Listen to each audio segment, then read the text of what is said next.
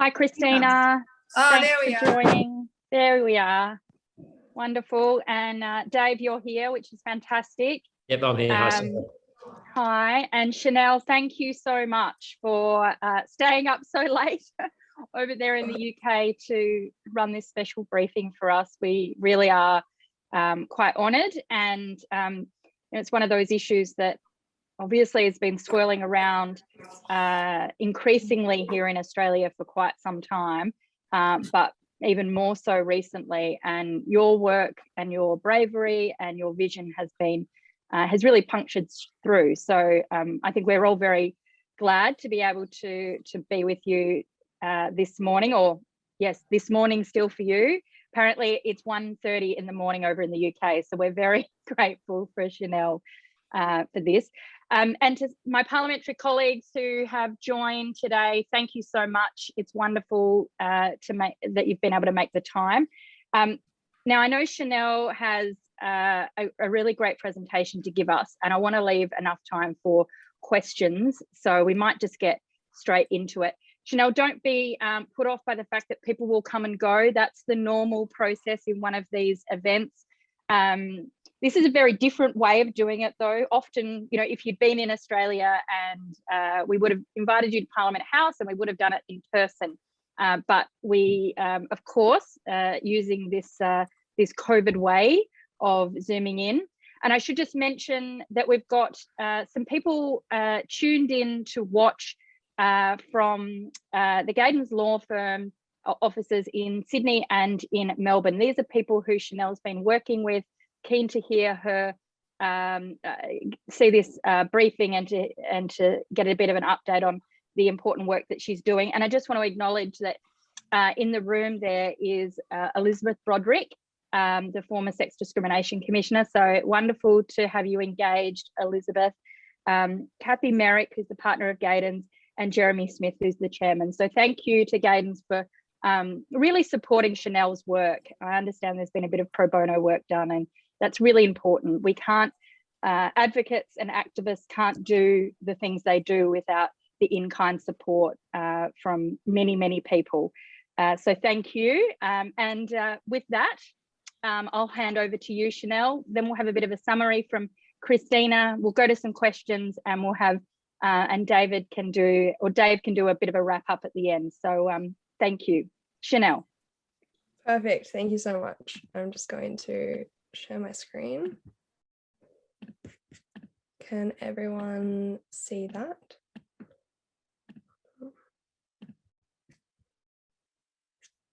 Does that look right to everyone? Looks great, Chanel. Okay, great. So first of all, thank you so much for your time today. And I want to say a very special thank you to Senator Sarah Hanson-Young, MP Dave Sharma, and Senator Christina Keneally for arranging this. I really appreciate it. I also really appreciate that this is a cross-party effort, because it is truly not a political issue. It is a human rights issue. So just for some context, my name is Chanel Contos. I'm 23 years old. I grew up in Sydney my whole life, and I was sexually assaulted when I was 13. I lived in Sweden for 8 months, and since September last year, I've been based in London, studying a master's in gender, education, and international development. It is with a heavy heart that I say I'm yet to experience a culture where sexual assault is as pervasive as it is in Australia. As a result, in February this year, I started a petition that calls for earlier and more holistic consent education in Australia. This has had the support of over 41,000 Australians, and over 6,200 Australians have come forward with testimonies of sexual assault that happened to them when they were in school. Today, I want to take this opportunity to tell you how I think sexual assault can be reduced in our country. So this all starts with acknowledging that we do have a problem. And the problem here is that sexual assault has become the norm for early sexual experiences among Australian youth. So my aim for today is to both teach you a few things that I want Australian students and the community to learn, and then also suggest reform that will reduce the prevalence of sexual assault in our country. So not only does our consent education need to be holistic, but our strategies to tackle this issue has to be holistic. We need more holistic and earlier consent education. We need policy change. We need legislative change. We need resource reallocation. And we need to engage youth, experts, and community along the way. Our ultimate goal is a cultural shift. Before I go into details about these different reforms, I'd like to teach you about a few things that are absolutely crucial in understanding how sexual assault has become so prevalent in our society, or in other words, and how I like to explain it, how we came to live in a rape culture. So first of all, let's start by unpacking what exactly a rape culture is. Rape culture is a sociological concept for a setting in which rape is pervasive and normalized due to societal attitudes about gender and sexuality. In this culture, sexual violence is treated as the norm, and victims are blamed for their own assaults. Questions like, but what were you wearing when that happened to you? Feeling embarrassed when you or someone in your care is sexually assaulted, or media headlines that read, woman raped at man's flat after 12 glasses of wine, instead of reading, man raped woman at his flat. So I know the term seems extreme, but recent events have shown that we do in fact live in one. The amount of times I've been told that I'm brave for starting this conversation through the last couple of months is astonishing, because if you step back and think about it and consider how wrong our society must be and how wrong it treats its victims, if being a victim of sexual assault is seen as brave.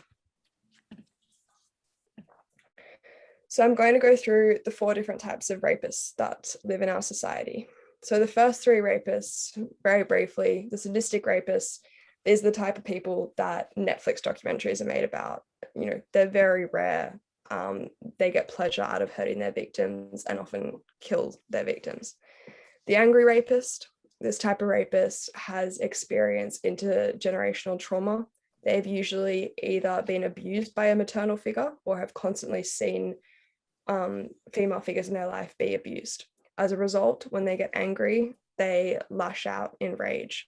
This is the type of rapist that we hear horrible stories of women being left for dead and randomly attacked in the street. The third type of rapist is a compensatory type of rapist. This type of rapist is also sometimes known as an inadequate rapist. This is because they feel inadequate in other parts of their life, and to compensate, they sexually assault women. These type of people have low social skills and usually would not be able to, pick up a girl in a bar or something like that. They're usually the type of rapist who will sneak into your window and be very malicious about it, or grab you in a park. Our society deems these people rapists, and our justice system punishes them accordingly. What our society does not see as a rapist is the 4th type of rapist, which is often called in literature an opportunist or an opportunistic rapist, but I've called them an entitled opportunist. The entitled opportunist makes up the vast majority of sexual assault cases.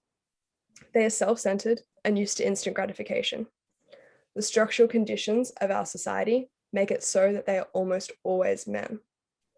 Because of the way young boys have been socialized, they believe if they want something, they are entitled to it, especially a girl's body. Almost all of these type of rapists start when they are teenagers. These type of rapists are not sadistic. They only use as much pressure or violence as they need to be sexually satisfied, which means they're not usually very violent or violent at all. Instead, they use coercion, manipulation, and guilt. This results in them sexually assaulting someone. I'm just going to quickly define what sexual coercion is. So it's unwanted sexual activity that happens when you're pressured, tricked, threatened, or forced in a non-physical way. Coercion can make you think that you owe sex to someone. It's often from someone who has power over you. But in the context of school children, this can be as simple as it being a cool boy from a nearby school. They may say things like, if you don't want to have sex with me, you're too immature to be with me. You have to at least do this for me. Or they may say, you did this with someone else last weekend. Why won't you do it with me now? These type of rapists are often confident, powerful, and opportunistic. Our society values these attributes in men, meaning they often end up in positions of power as they grow older. They are very possibly perceived a nice person in all other aspects of life, and they usually do not realize they've sexually assaulted someone until they're older and learn about what consent is, if they ever do. Sorry. So this is the type of rapist I'm referring to when I talk about rape culture. Our society not only allows them to go unnoticed, but they are applauded. Because our society constantly excuses teen boys for their poor behavior, puts pressure on them to engage in sexual acts from a young age, and applauds them for their sexual conquests. And I say conquest completely intentionally because intimacy is not rewarded in this culture.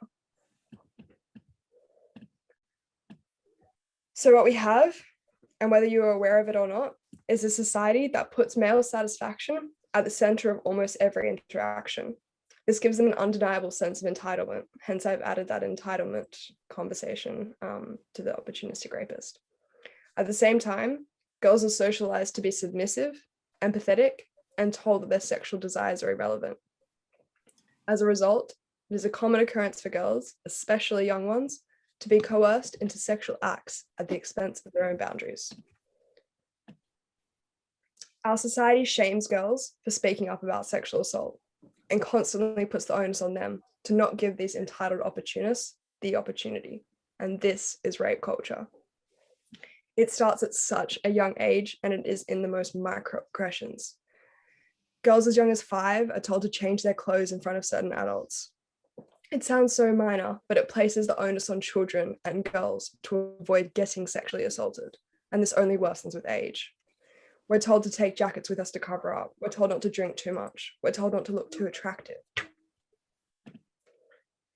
So how do we stop the entitled opportunist?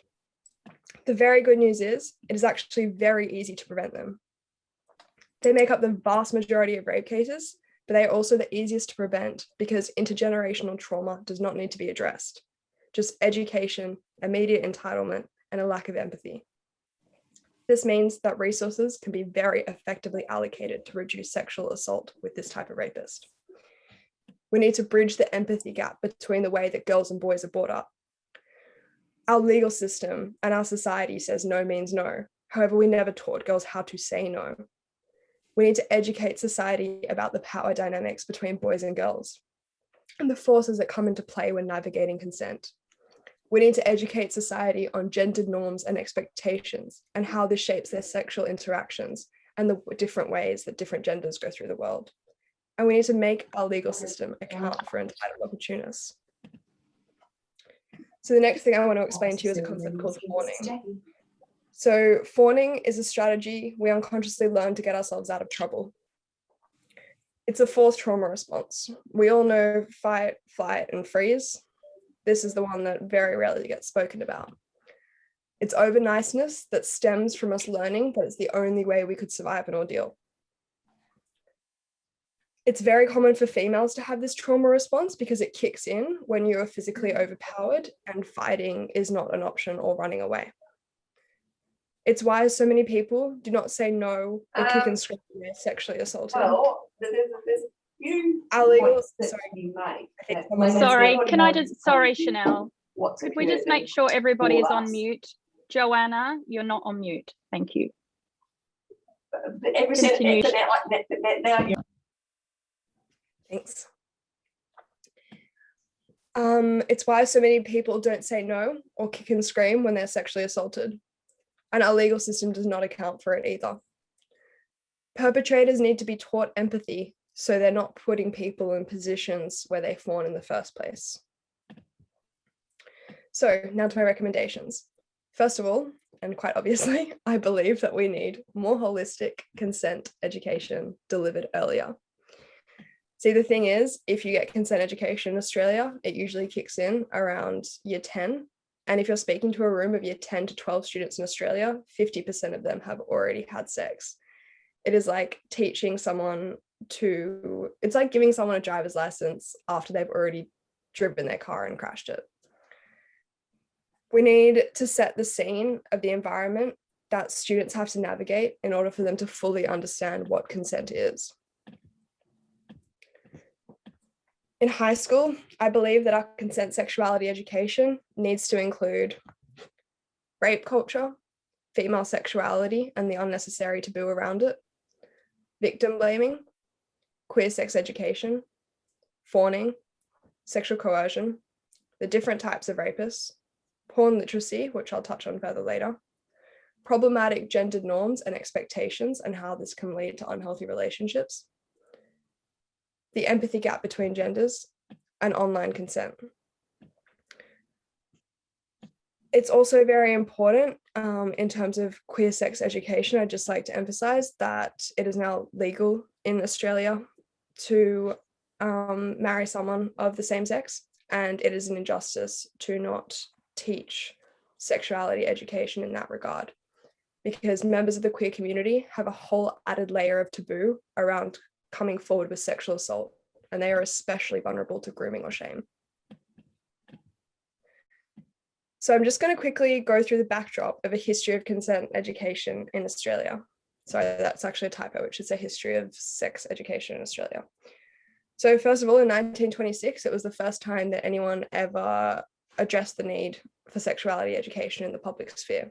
It was called the Father and Son Welfare Movement, and it emerged after World War I because so many people lost their fathers to the war. The aim was to provide sex education for young people, as well as marriage and family guidance, as many lost their fathers in the war, and that was their form of education previously. This taught about biology and happy marriages. In the 1950s, their books became accessible, and in 1969 alone, 1.5 million copies were sold to a population of 12 million because the demand was that high for sexuality education. This was a social movement and not a school education one, but it was the first time that these sort of things started to be discussed publicly. Then in the 1980s, we had the AIDS pandemic. This is when people started to really push for education about disease transmission and protection. This was seen as controversial, and everyone thought that if we spoke to our children about STIs, we would encourage them to have sex and worsen sexually transmitted diseases. However, can you now imagine a society where we did not do that, the problems we would have? In the 1990s, sexuality education became mandated in the Australian curriculum for the first time. And now in 2021, we have 6,200 plus testimonies of sexual assault in Australian schools. The same way that not teaching students about STIs would result in a health crisis these days, not teaching students about consent has resulted in a sexual assault crisis. So these numbers actually came in earlier today, so they have not been seen before, but Teachers Consent has analysed a sample of 2,621 testimonies, which is a little under half of the ones submitted to the website. We found from this sample space that only 9.2% were reported to school or a staff member. 3.6% involved the police. 15.5% said that the person accused was allegedly a repeat offender. 19.5% said that they experienced victim blaming when they confided in trusted people about their experience. 17.6% said they were slut shamed for their sexual assault experience. And 48% described sexual coercion in their testimony. 59% of the testimonies mentioned that drinking was involved. So the Australian Bureau of Statistics has data that showed between 2008 and 2014, sexual assaults increased by more than 20% in people under 20. This means that children are being sexually assaulted at the hands of other children more often. Many experts linked this to an increase to access to pornography, which has only increased now in 2021. So the biggest, pushback to this argument is saying teaching this will make our kids have sex younger. Except I study a master's in education, gender, and international development, and I can tell you that time and time again, it has been found that high communication levels with parents and an open approach to sex in school and the broader community in high-income countries lowers the rates of teen sexual activity, so less teenagers are having sex, and increases the average age for first sexual intercourse. So they have sex when they're older. Reviews of sexual violence intervention programs have shown time and time again that they're successful in reducing physical, sexual, and emotional abuse in teenage relationships. Moreover, long-term and consistent exposure to these interventions only enhance the positive results of them. So, recommendation 2, we need policy change in Australia. We need changes to the laws of evidence and procedure to make the court process more accessible and safer and trauma-informed for sexual assault complainants.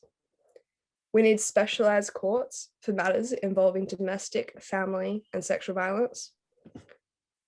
We need support services for victim survivors, and these need to be wraparound services, meaning that the victim survivor tells their story once and then the processes feed off that.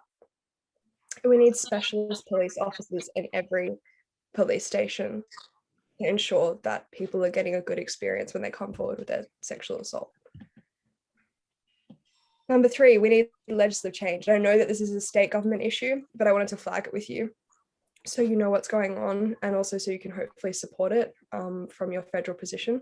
So first of all, we need affirmative consent laws. And then we need to examine alternative pathways to supplement the criminal justice system in holding perpetrators to account and delivering justice for victim survivors.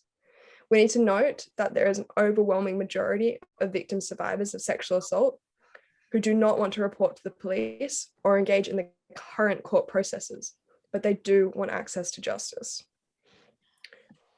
So I believe we need a lower level conviction for entitled opportunist, because the ideology about jail is rehabilitation.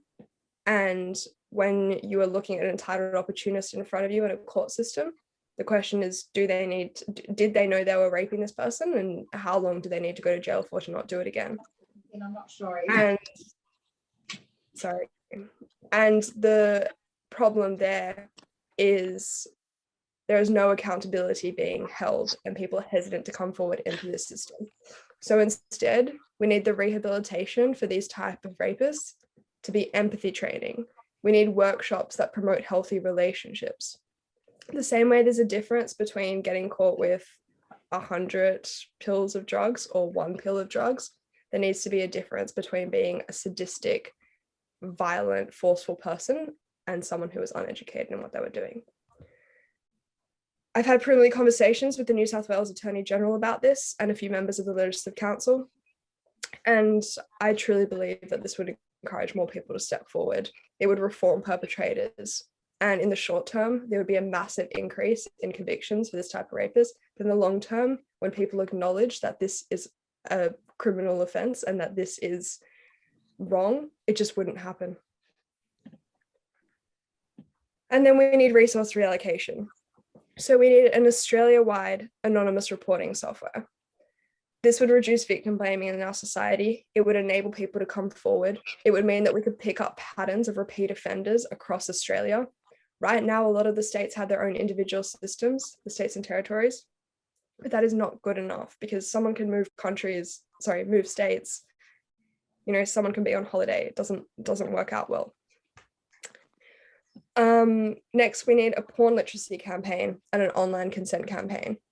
So when I was younger and, you know, the first kind of social media emerged and there was chat rooms and things like that, this whole idea of stranger danger was just everywhere. It was all over the news. It was in classrooms. We spoke about it. Every parent in the whole of Australia sat their child down and spoke about it because the media drew it to the forefront of issues. We spoke about pedophiles for the first time. These are awkward and hard conversations to have with young children, but they were had for the purpose of protecting us, and it worked. Then I got a bit older and we had cyberbullying campaigns. It was everywhere. It was in the back of bathroom doors in schools. Everyone understood what cyberbullying was, and parents were suddenly aware of it. We need this sort of information about both sexual assault and porn, because pornography can really be the source of a lot of issues. We need to teach young people that it is not realistic. It is not what should happen, especially not in the first sexual experience. And these are paid actors. Consent is involved, even if you can't see it on the camera. All of these things need to be taught. And I know it's really hard to, speak about this publicly to young children, but conservative estimates say that 11 years old is the average age that children access pornography these days. And then in that same breath, the wide access of porn on the internet has led to this culture of a kind of sexual interaction in the cyberspace. So 61% of all people who have sent nude images admit that they were pressured to do it at least once. And I've been going to schools in the UK and giving consent talks and speaking very candidly with the students.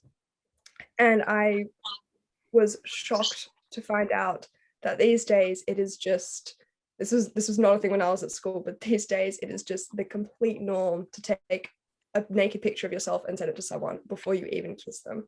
I was so confronted by this that I had to, keep my cool and talk them through it and try to educate them on it instead of getting angry at them for it.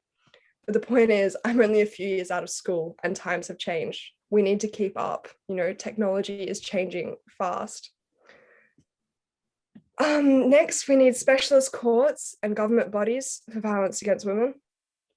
We need teacher training, and I believe this is best done through the uni system, not necessarily when teachers are already in the workforce. I think it is the best way that we can standardize the education, and I think it should be part of gaining a teacher accreditation to have something, even just like a week in a compulsory module that focuses around promoting healthier and a respectful culture in schools and how to deal with issues of sexual assault or instances that perpetrate rape culture. Because the thing is, talking about consent is not limited to one PDHPE class once a year. It's in playground duty. It's when students come to you for concerns. It's in your English textbooks and literature. You can draw on all these things. Next, we need cross-media campaigns for a cultural shift. So, cross-media campaigns to raise awareness of the prevalence. We need to give real-life definitions of things that can be widely understood as sexual coercion, because people just think, I'm not a rapist, I would never do that, or I would never pressure someone to saying that. But then, a young boy sees a billboard that says, if you tell someone they're boring because they won't send you a naked photo, you are pressuring them into doing so, and that's not okay. So smoking used to be our big public health issue, but very hard to swallow statistic. If you are a teenage girl in Australia right now, you are more likely to get raped than to smoke. Smoking was our public health crisis, and now it is this. We put funding into education and campaigns, and every parent grows their child up telling them not to smoke. But how many parents are growing their children up telling them to respect other people's boundaries? I'm not saying don't teach kids not to smoke. I'm just saying to start teaching them about consent and healthy relationships at the same time. And then finally, not only do we need special police, but I also think we need to have it embedded in police training for all police to be able to respond adequately to a sexual assault report, and to make sure they don't victim blame or invalidate the victim in that moment. And then number 5, my recommendation to you is to use your power and leverage to give power to the voice and opinions of youth experts in your community. You were all elected for a reason. I ask you to engage with us, please. So this is a graphic that I posted on my Instagram. I'm not sure if you've seen it, but there's this big thing going around because, rape culture is a global topic right now, especially here in the UK with the killing of Sarah Everard. It says, instead of saying protect your daughter, it says educate your son. But I'm crossing out saying educate your son, and I'm saying we need to educate everyone. So it includes students, teachers, parents, adults, and government officials like yourself. The problem here is we are not just educating students, we are trying to change a whole culture. We're trying to flip Australia upside down and wake them up to the fact that they live in a rape culture. So just through my iPhone, from my room on the other side of the world in London, in a couple of months, I've collected over 41,000 signatures of people agreeing with me that earlier and more holistic consent education would have made their experience better. The same time, 6,200 people came forward with testimonies of sexual assault in the Australian school system. This does not even scratch the surface of testimonies, and I know this because this doesn't include mine. It actually doesn't include a lot of my close friends. They, we spoke about it personally. It didn't even go through my site.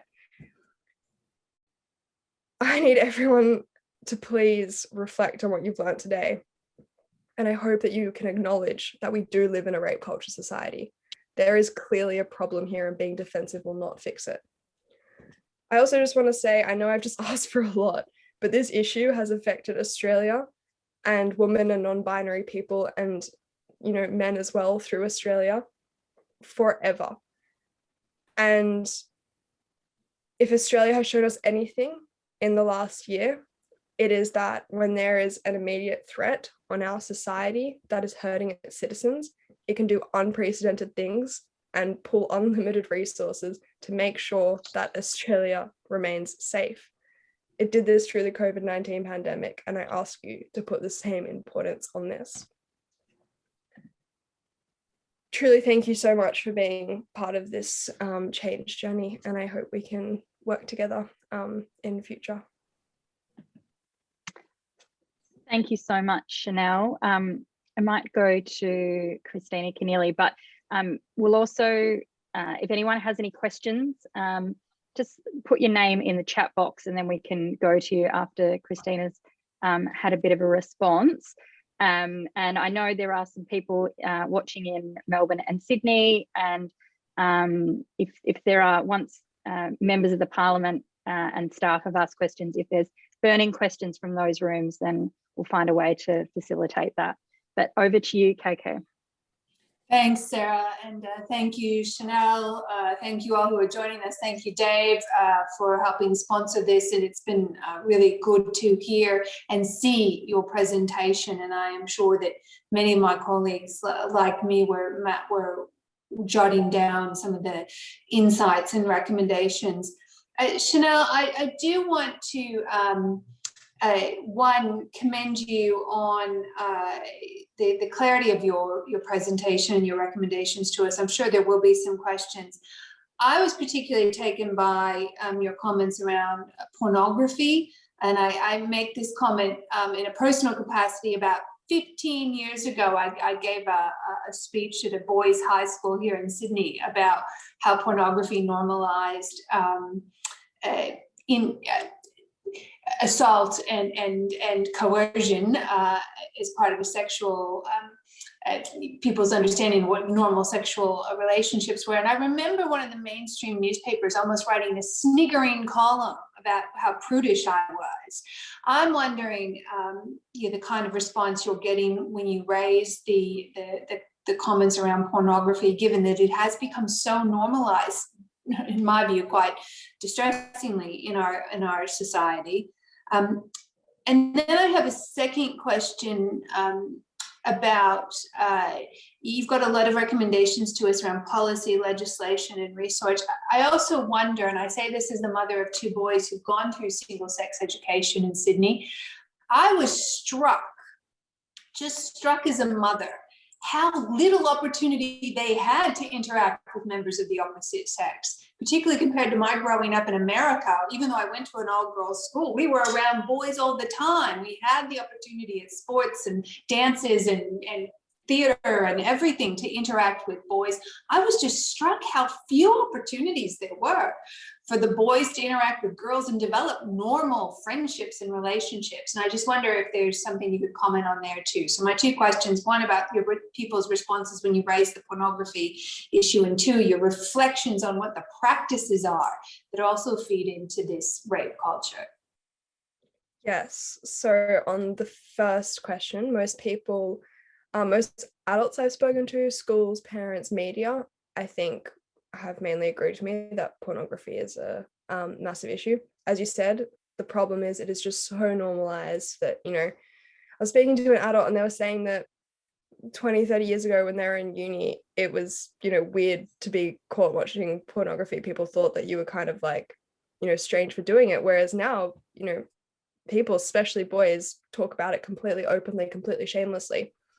And I think it is really problematic. And I think the other thing is, even if people agree that it is problematic, how to take down the porn industry, I do not know. It has literally shaped our whole internet, high-speed internet connection, high-res things, virtual reality. This is all stemmed from a demand of pornography.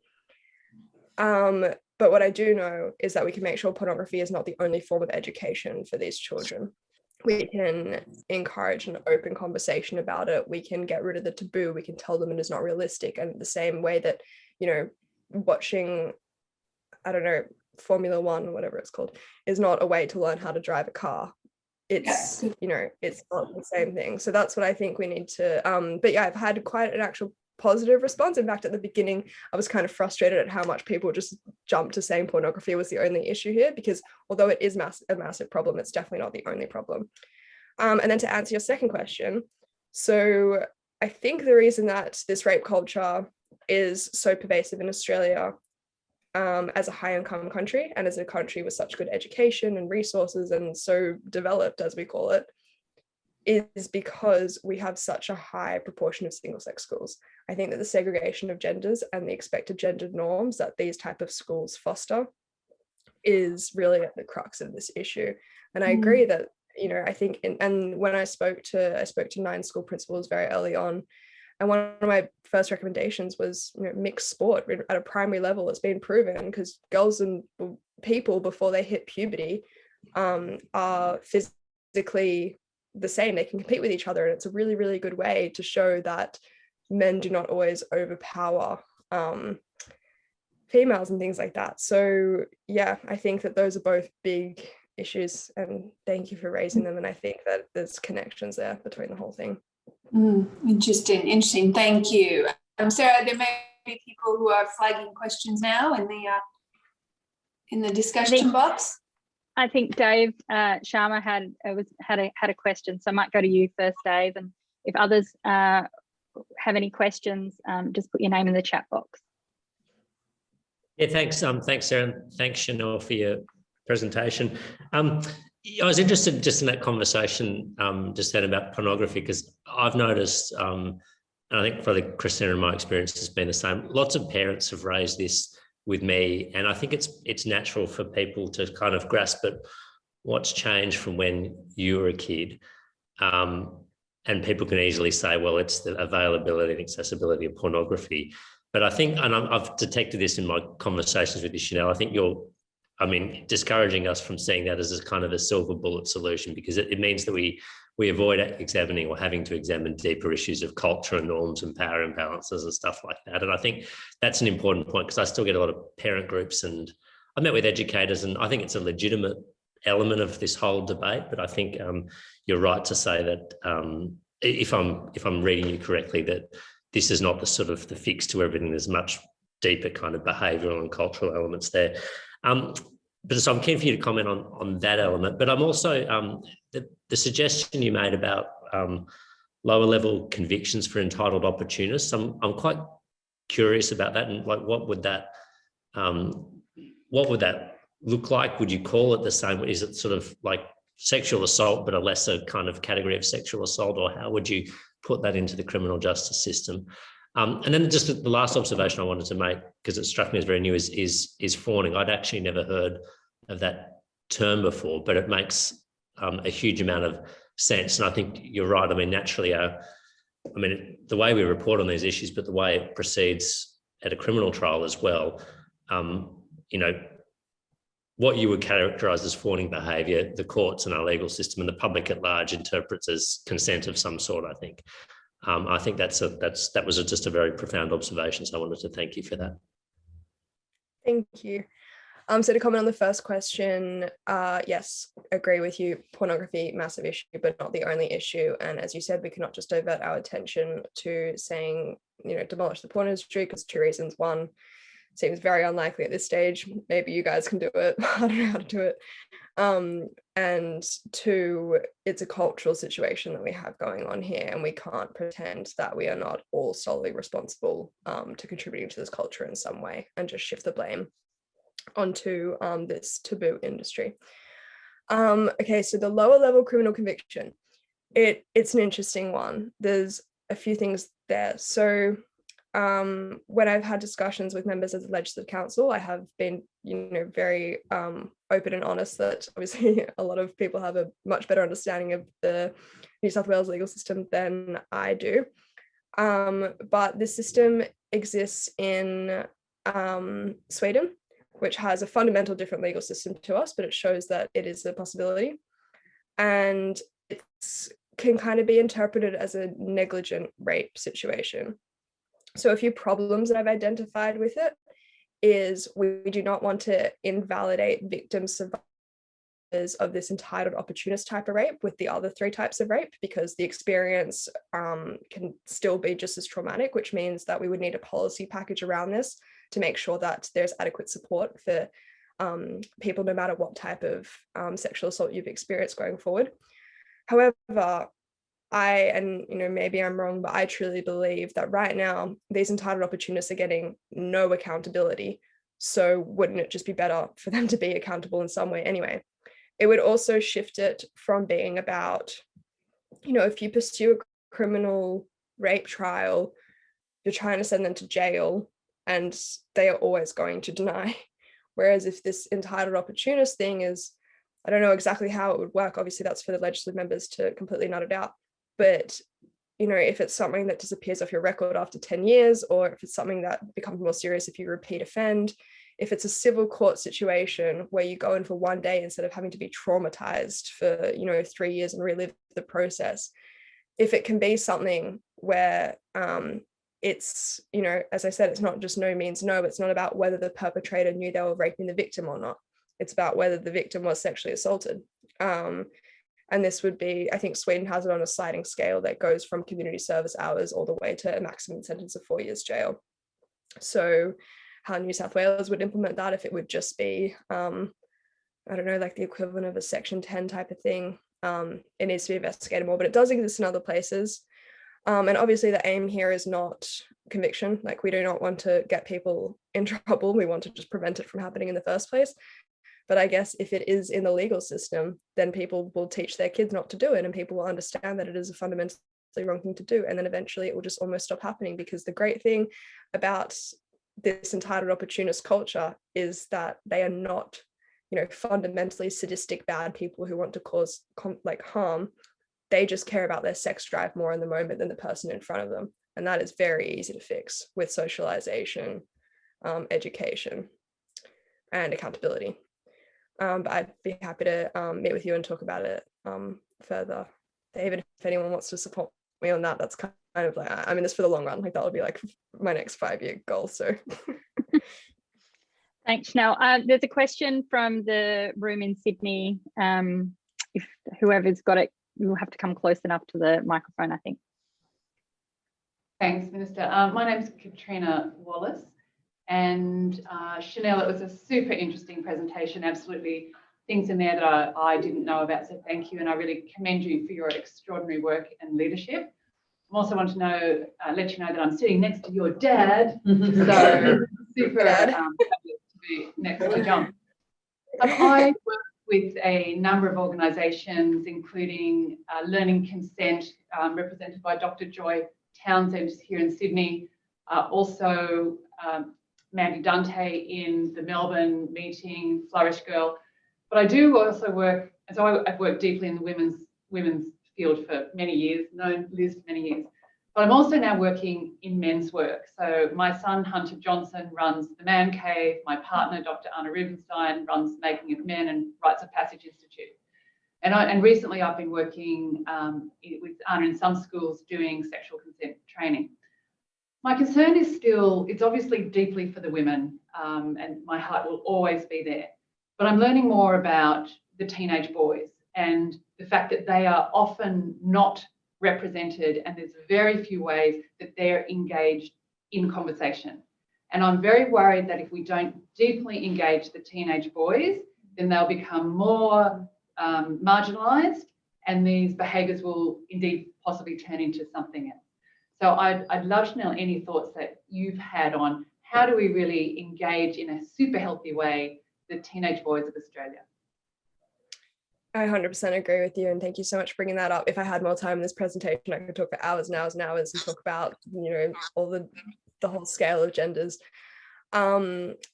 So in terms of the boys, I think the thing here is, and I'm going to be specific to my campaign, something I really advocate for, and people switch off when I say this, is teaching about toxic masculinity. Because, you know, people hear that and they think, you know, you're saying that men are trash and we don't want to hear it. But if you actually look at the definition of what toxic masculinity is, it relates to what is expected of men, and that being so unreasonable that it impacts them negatively, which as a result impacts society as a whole. And I truly believe that approaching boys in this way, saying that, you know, it's unfair that you have to breach these 3 standards of being, you know, physically intimidating, wealthy, and having lots of sex in order to be regarded highly in your society. I think if we approach from that angle and kind of tell them that we are on side with them, and that gender equality benefits them, and that feminism benefits them, and, you know, men get sexually assaulted too. 97% of the time it is by another man, but it does happen. And also men feel the negative impacts of this society where we don't allow men to engage in these conversations and things like that, because, you know, violence perpetrated by men, again, is very often on to men as well. So I think we need to engage young boys by educating them on the fact that, you know, opening their eyes that this is not an attack, this is not boys versus girls, this is just, we're just people. And I think what Hunter Johnson does is amazing. I've been following his work for years, and I think he's in the Melbourne room, so hi, Hunter. Oh no, Sydney room, I don't know, one of the rooms. But I think it's completely crucial, and I think that if we also equip young boys to have the language to be able to participate in debates actively, I think they want to be having these conversations. I just think they're not fully aware of how to. And I think if we frame it in a way that kind of starts with the fundamental issue of this being the fact that the patriarchy strips back a man's emotional capability, that I think we can get really far with involving men. But I 100% think that the way to change this culture is to have young men on board. We just also need to be careful in doing that we don't over applaud them for doing the bare minimum, which is agreeing that sexual assault is bad and that we should all be equal, and for saying things that girls have been saying for generations. But yeah, I think it's one of the biggest parts in moving this forward. Thank you. Christina, did you have another question? Yeah, thanks, Sarah. It kind of flows quite neatly on from that, because one of the things I heard you talk about, Chanel, is educating women. You said we have to educate everyone, educate, you know, teachers, parents, you know, law enforcement, you know, policymakers, boys and girls. And I thought that was an interesting one, because there has been a lot of debate over the last kind of decade in particular around domestic violence, for example, and you know, to the extent which we educate women to recognize the signs of a man who might start out quite friendly and lovely, and then recognize the signs of someone who might turn into a manipulator, a controller, or an abuser. And that debate has really been around, are we blaming the victim, or are we actually equipping women with the skills to recognize where threats might lie? And so I just thought if you could say a bit more about this idea of educating women, educating girls, and really to that point about how you make sure that's not seen as victim blaming, but actually as part of why you recommend it. Yes. So when I say educate women, I mean 2 things. One, as you said, unfortunately, in the short term, we will need to continue to take on these protective measures that we have been doing for the whole history of forever. It's just we need to change the narrative. We can't say, if you wear that, you'll get raped. We have to say, you know, you should dress more like carefully because there are bad people out there and it is their fault, things like that. That's how we make sure we're not victim blaming. And then secondly, when I say educate women, I also mean educate women on how they are responsible for perpetuating rape culture, because women do too. Every single person does. Slut shaming is a really common form of bullying amongst girls, and that perpetuates rape culture. Girls often victim blame each other because they're not equipped with the knowledge themselves. So when their friends come to them and confide in them, they may give them wrong information or not validate them. And also, even in terms of toxic masculinity, again, involving boys, girls are completely responsible for upholding toxic masculinity as an ideal. We joke about only going for rich men or 6-foot men, all those things. It's really problematic to say. And I think we need to educate young girls at the same time, educate everyone that all of these things contribute to society. And if you think that you've never done anything that contributes to rape culture, then you're wrong and you're part of the problem, because of course you did this, you grew up this way. I can acknowledge that I've said all those horrible things before and regret them and hope I won't say them again, but acknowledgement is the first part of moving forward. And I think that we're kind of kidding ourselves if we want to deny that we've never done anything wrong in this space, no matter what gender you are. Trent Zimmerman. Thanks, Sarah, and thanks, Chanel, for what was an outstanding presentation. I'm so glad that I participated this morning, which hundreds more of legislators around the country could hear you.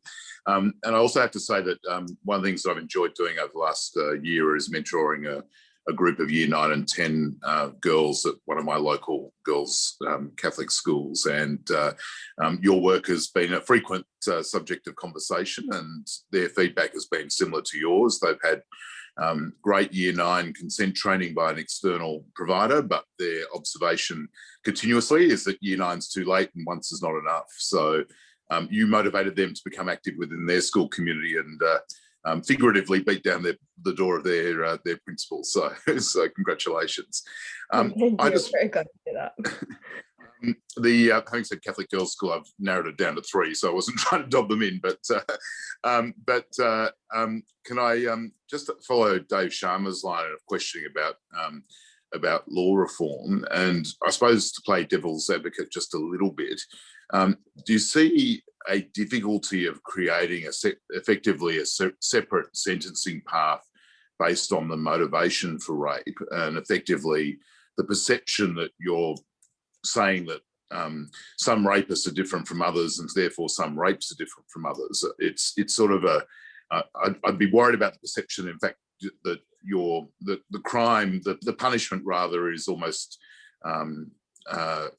different based on the circumstances rather than on the crime itself. How do you respond to that type of criticism that might ensue with that law reform?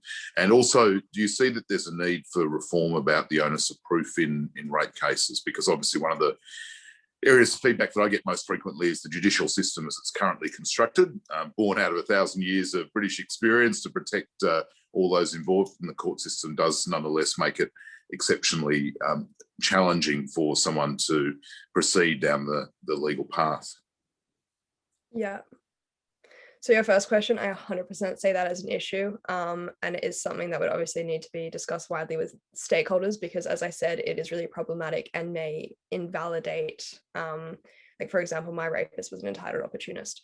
And to me personally, I would rather get that validation and go after an apology and an acknowledgement than try to send him to jail, knowing very well I will fail no matter what. I think that, yeah, it is an issue and it definitely needs to be investigated. I just personally think that it's a better alternative than no justice, and no reporting. Most people won't even bother reporting their sexual assault cases. So few of the testimonies on our website were reported to police.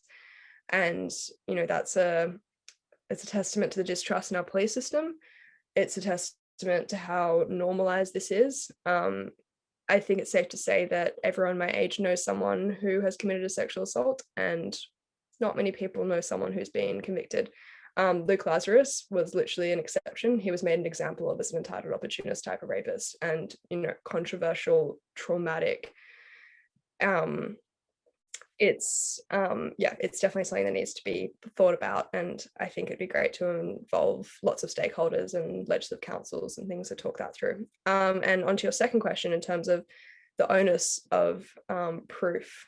So Sweden's model again is fundamentally different because it has one affirmative consent model, meaning you need to give enthusiastic consent, not just no means no, because no means no really annoys me because it just means that your mere existence implies a yes.